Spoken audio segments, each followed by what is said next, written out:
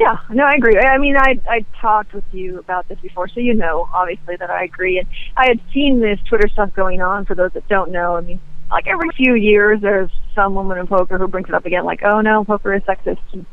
And, I think it usually stems from somebody who's young and relatively new to the industry, right, and they don't understand sexism, because it's not sexism that they're talking about. And actually, I did respond to, this was Kate Hall, I think was one that started all this. She wrote a blog about it. right, and I did comment on her blog about it. I think that's just, you know, the number one issue is the problem she was describing, like, oh no, this guy grabbed my arm and called me sweetheart and followed me over to this game, and he was drunk, and it sounds stupid to me. And as a woman, like, that's not sexism. That's not like, oh, we really would like to hire Nicole for this high-paying job, but she's a girl. Right. You know? That's. Yeah, we would really like to make. Make her CEO, but she's a girl. You know, that's sexism. Like, somebody hitting on you, and the fact that you don't like it. I mean, that's not sexism. So I think, to me, that's the biggest part. I mean, clearly there's going to be people that you don't enjoy at a poker table, but I mean, that's a fact of life. It's just there's going to be people you don't enjoy in life. Right. And when you sit down at a table every day, and it's, you know, 9 or 8 other players facing you, and you have any chance in any given day to be sitting next to a douchebag, and sometimes a lot of them. I think it's unfortunate. Yeah, and the other thing you have to remember is poker is war. It's psychological warfare, and poker players, some of them come to the casino for the specific purpose of needling other players. They know that they're not going to win. They're there just to needle, to cause trouble. They're there to call me Krusty the Clown. They're there to act out of turn. They're there to cause all fucking kinds of trouble. That is what they're paying for. And if you don't believe it, go and work at a regular casino as like a casino host and ask how your big players behave. The guys you're comping rooms and airfare and hotel and everything else and food. Ask how these guys behave. They behave like fucking animals, guys and women. Because when you're losing money, it's like I always say, when some guy is causing a lot of trouble at the poker table, like my man Harry. He gave me this cigar. We all like Harry. I love to play with Harry. Harry gambles. He buys in deep. But Harry is also going to crumple the cards and throw them at you, okay? I'm sorry. You just take it. Because if you don't want to have cards crumpled and thrown in your direction, go fucking work at McDonald's. I'm sorry.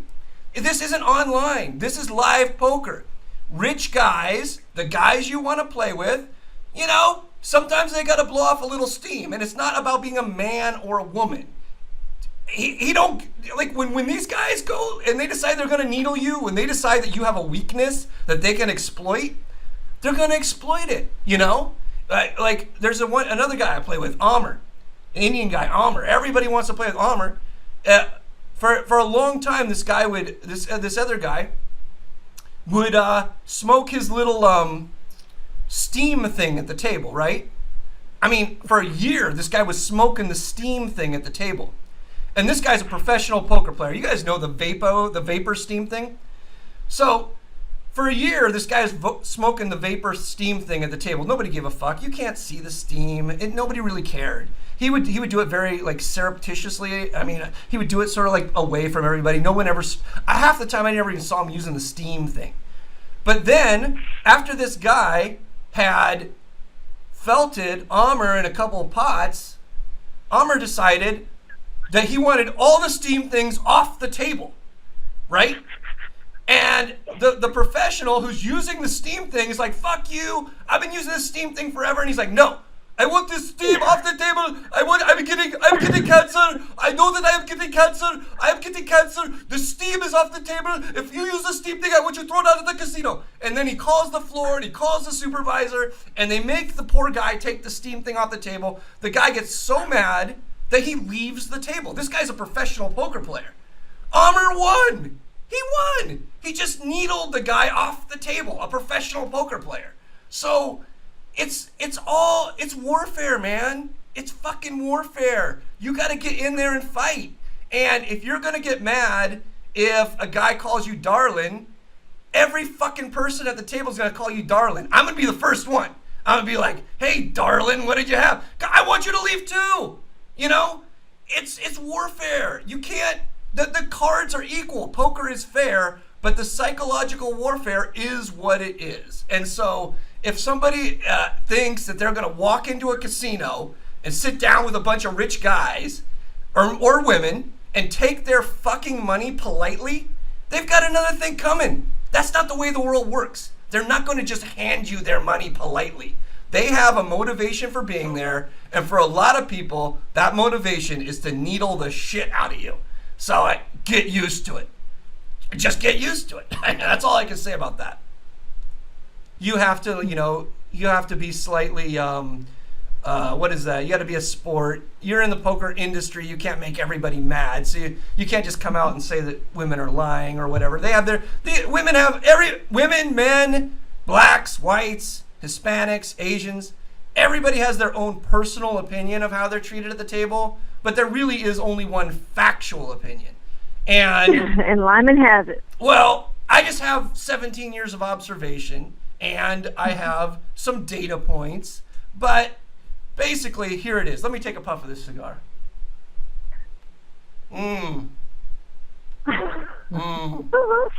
This is a good cigar. This is a Cuban Cohiba Maduro, and this was given to me by Big Harry, our friend Big Harry.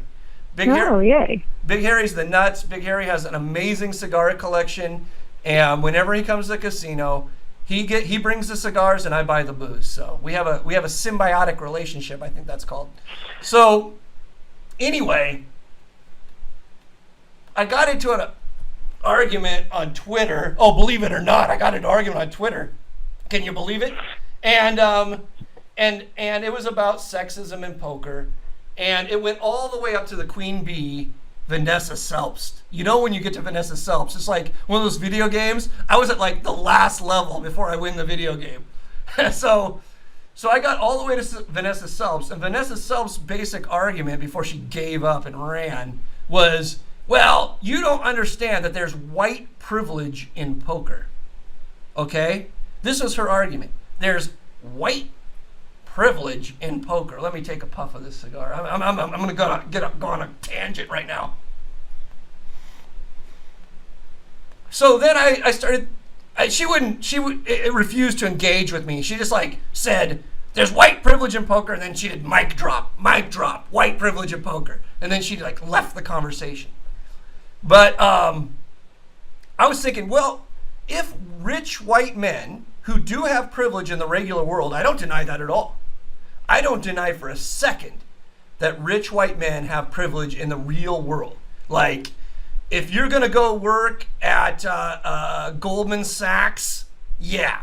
If you're like a white dude who can play golf, you're probably going to move up the ladder faster than, some mousy person, woman or man, who can't hang out with the boss. I mean, if your resume comes to the guy's desk and your resume says, Abraham Lyman or whatever, and the other guy's resume says Tariq Shahid Maham, the guy is probably going to call you in for an interview and not call the other person in for an interview. This is the horrible things about the world we live in. I 100% understand that. But this does not exist in poker. In poker, it's exactly the opposite. The rich white men are the fish. The rich white men in poker are the fish.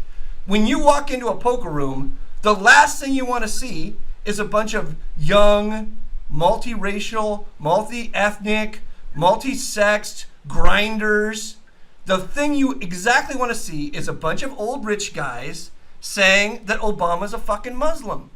You want to see white hair. You want to see big dog poker shirts. You want to see Titleist visors. You want to see pictures of their grandkids. You want that. That is who you play. That's who you make most of your money off of in poker, is rich people. Okay? There is no rich white privilege in poker. Once you sit down at the poker table, I'm going to get aces every 220 hands. You're going to get aces once every 220 hands. Period. End of story. It's the levelest playing field that you'll ever find in your life. And I, as a poker professional, want to protect poker. So I'm not going to let people disparage it and say it's not a level playing field. It is a level playing field. And so I went on 2+2 and trolled some people saying like, blah, blah, blah. I'll play poker with all the rich white guys. I'll do it for you. I'll do it as a gift to the poker community. I will take the bullet and play poker for the rest of my life with rich white guys. and I'm just trying to, like, you know, in sort of a trollish way, make a point that there is no privilege in poker. In poker, the privilege is hard work and knowledge. That's the privilege, hard work and knowledge. It's not what pedigree you're born with, what color you were born, what sex you were born. None of that does you a damn fucking bit of good. Once you sit down at the poker table, over time, the smartest players are going to win. And that's it. So that's what I was saying there.